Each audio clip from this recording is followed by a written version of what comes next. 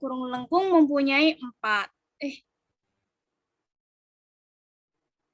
Tanda kurung lengkung mempunyai 4 penggunaan. Yang pertama yaitu mengapit tambahan keterangan atau penjelasan. Cara penulisannya yaitu pertama hal yang dijelaskan, kemudian itu baru singkatan dari hal yang dijelaskan sebelumnya. Contohnya yaitu dia memperpanjang surat izin mengemudi dalam kurung SIM.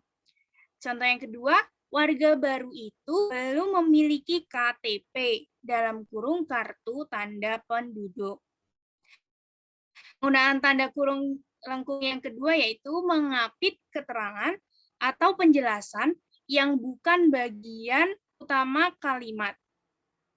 Adapun keterangan tambahan tersebut diletakkan di dalam tanda kurung, di mana keterangan tambahan tersebut termasuk bagian pokok. Contohnya yaitu pajak Trenggono yang berjudul Ubud dalam kurung nama tempat yang dikenal di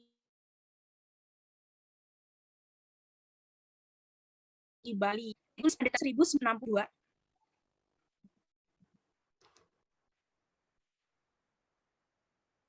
Lanjut.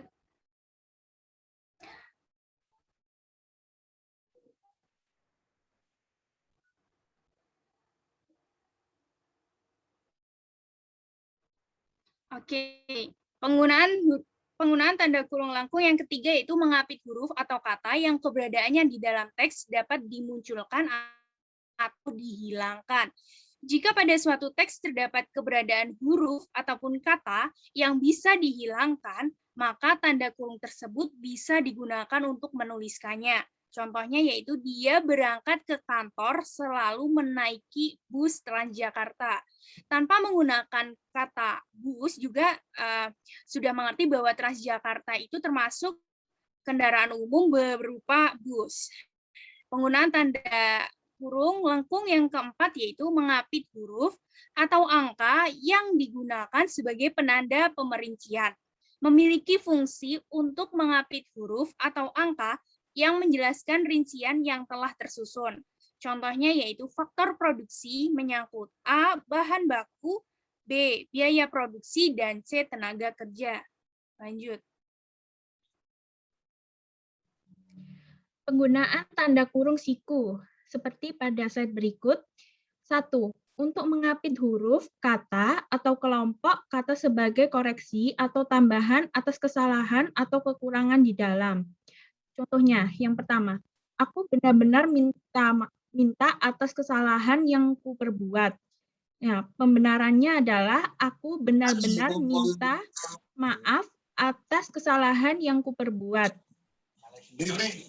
Nah, yang kedua, Nathan pergi berkunjung ke rumah kakeknya di desa. Pembenarannya adalah Nathan pergi berkunjung ke rumah kakeknya di desa. N-nya seperti pada slide berikut. Sebagai penanda jika terjadi kesalahan penulisan dalam kalimat, sehingga dengan adanya tanda kurung ini dapat digunakan sebagai tambahan pada suatu kalimat dan terlihat mana yang dikoreksinya. Tanda kurung siku memuat beberapa koreksi jika terjadi kesalahan pada sebuah kalimat. Next.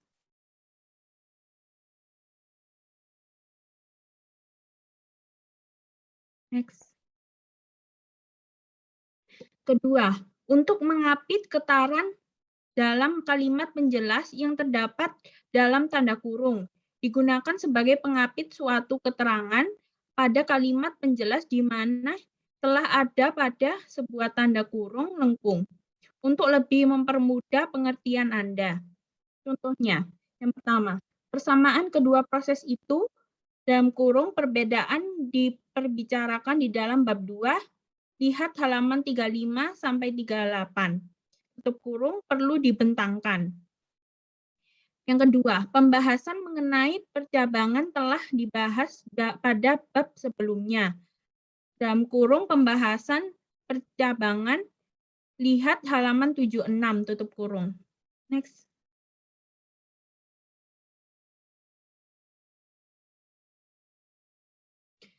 Penggunaan tanda kurung kurawal. bisa digunakan untuk menyatakan notasi matematika. Yang pertama, untuk menunjukkan set numerik. Contohnya 1, 2, 4, 8, 16, 32, 64. Seperti pada slide berikut, adalah urutan yang tidak terbatas dalam himpunan ganda. Kedua, untuk menunjukkan set huruf abjad. Contoh A, B, C, D, E seperti pada slide berikut adalah 5 huruf pertama abjad.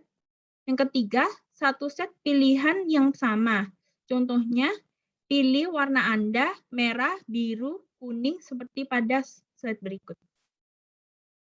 Next.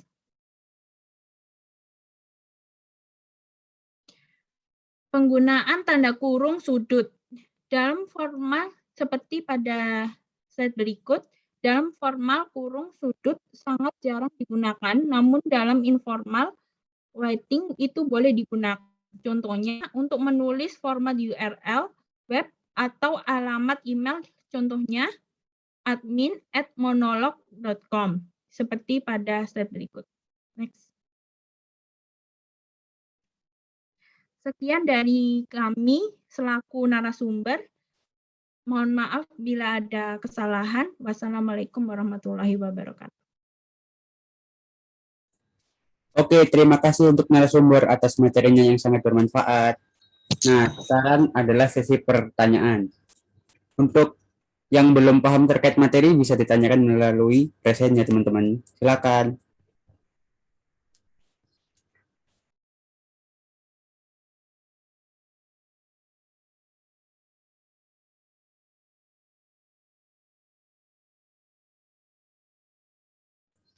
Nah, ini udah ada nih yang pertama dari Kak Fahria. Silakan open mic-nya.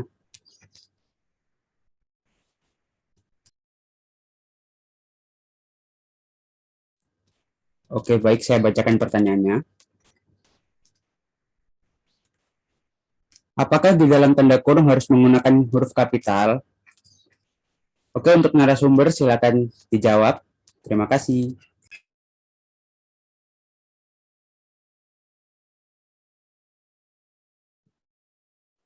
Sebentar ya.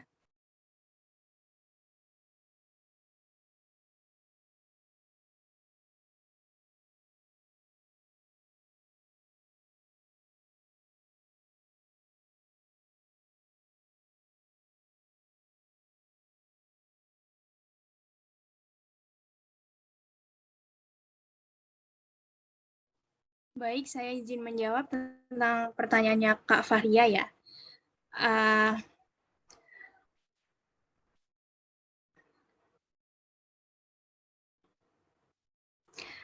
Bertanya apakah di dalam tanda kurung harus menggunakan huruf kapital. Maksudnya ini berarti pertanyaan setelah di dalam kurung, misal kalimat yang di dalam kurung itu menggunakan kata huruf kapital atau enggak, gitu kah Kak Faria?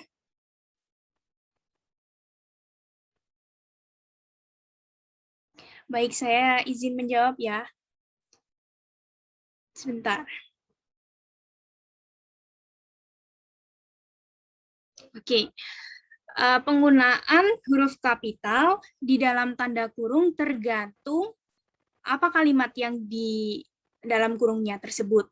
Seperti contohnya tadi, SIM itu kan singkatan, jadi menggunakan huruf kapital. Sedangkan tadi kartu tanda penduduk itu adalah kepanjangan dari KTP, sehingga di dalam kurungnya tidak menggunakan huruf kapital. Begitu, Kak. Paham? Oke.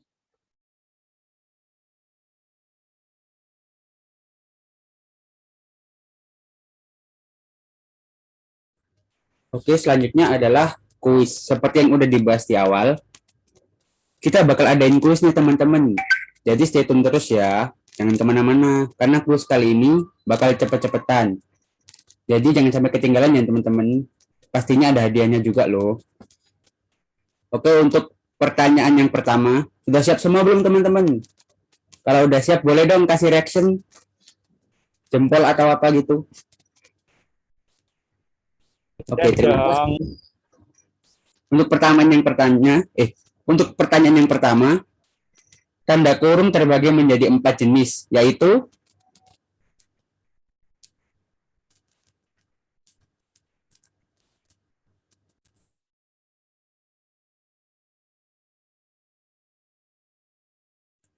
oke, ini udah ada yang jawab nih dari Nana. Silakan. Tanda kurung terbagi menjadi 4 jenis. Yang pertama ada tanda kurung lengkung, yang kedua ada tanda kurung siku, dan yang ketiga ada tanda kurung kurawal, dan yang terakhir ada tanda kurung sudut. Oke, untuk narasumber gimana? Apakah jawabannya sudah benar?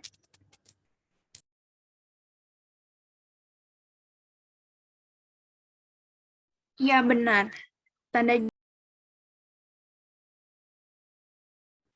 Oke, mohon maaf ya teman-teman, tadi ada sedikit kendala teknis. Untuk penanya pertama, boleh resen lagi? Bisa diulangi lagi, Kak, jawabannya?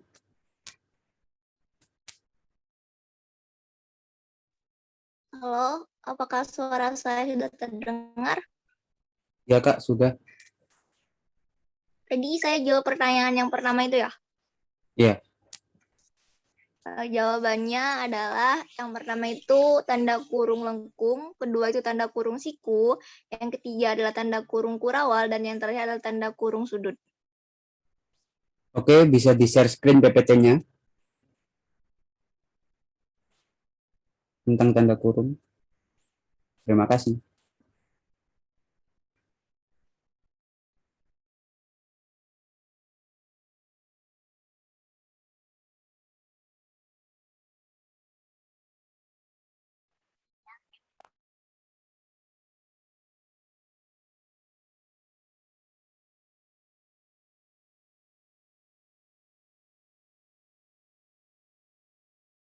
Oke, jadi jawaban Nana yang tanda kurung itu dibagi menjadi 4 jenis. Yang pertama tanda kurung lengkung, yang kedua tanda kurung tegak, yang ketiga tanda kurung kurawal, dan yang keempat tanda kurung sudut.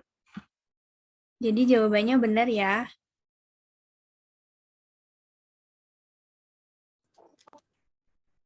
Oke.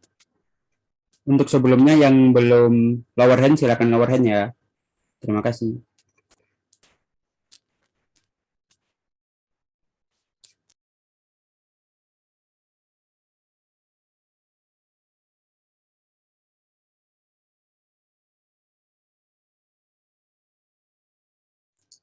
Oke, untuk pertanyaan kuis kedua, sebutkan fungsi dari tanda kurung lengkung.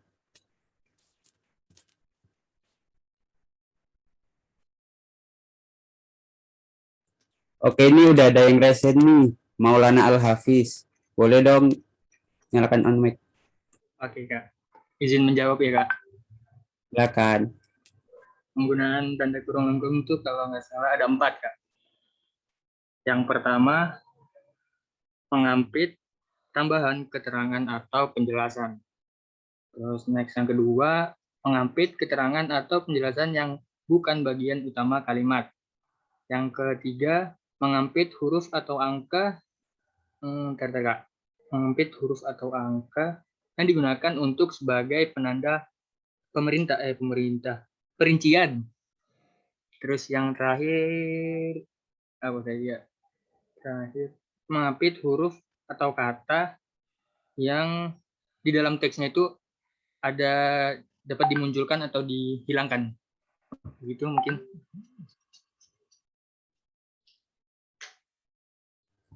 Oke, untuk jawabannya bisa ditahan dulu ya.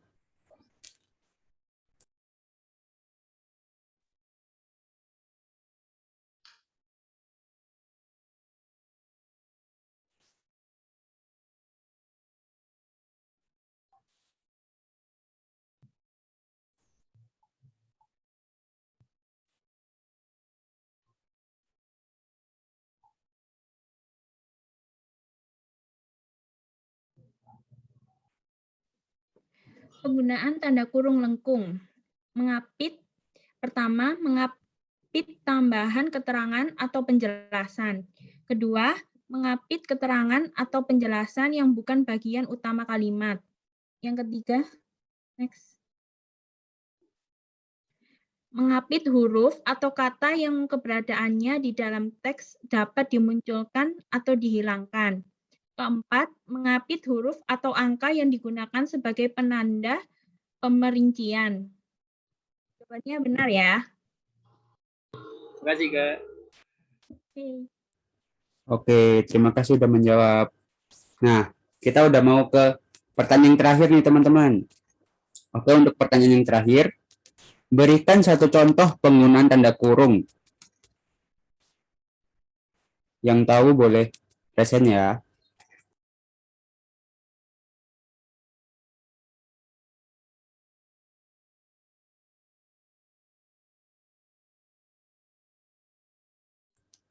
Oke, ini udah ada yang resen nih. Kak Sekar Santika, silakan.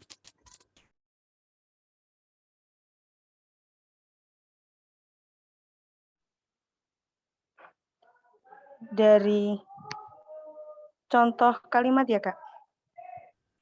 Iya, contoh tanda kurung penggunaannya.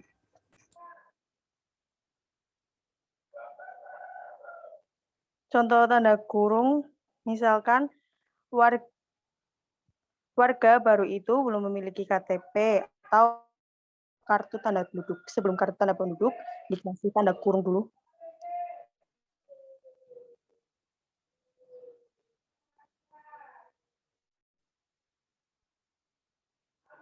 Baik, boleh di-share contoh kalimat penggunaan tanda kurung lengkung? Contoh kalimatnya.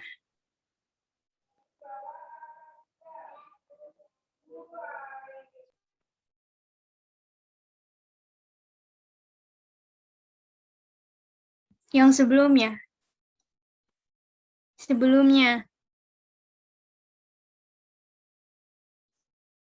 Nah itu. Nah, oke. Nah, tadi kan contoh kalimat penggunaan tanda kurung. Tadi dia, Sekar Santika menyebutkan warga baru itu belum memiliki KTP dalam kurung kartu tanda penduduk. Jadi jawabannya benar ya, teman-teman.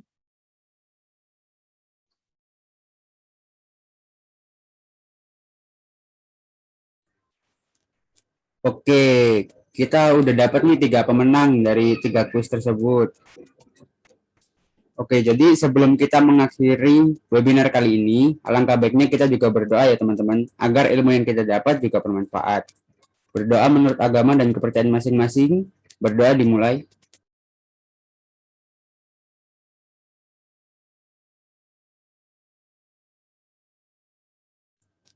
Berdoa selesai. Oke, terima kasih buat teman-teman semua yang udah berpartisipasi dalam webinar kali ini. Terima kasih ya teman-teman. Makasih juga, Kak. Terima kasih juga, Ya, Kak. Bagi nanti yang mendapatkan kuis bisa chat admin atau chat Nicole ya. Oke, Kak. Terima kasih semuanya ya. akan kami sampaikan di grup. Terima kasih. Ya.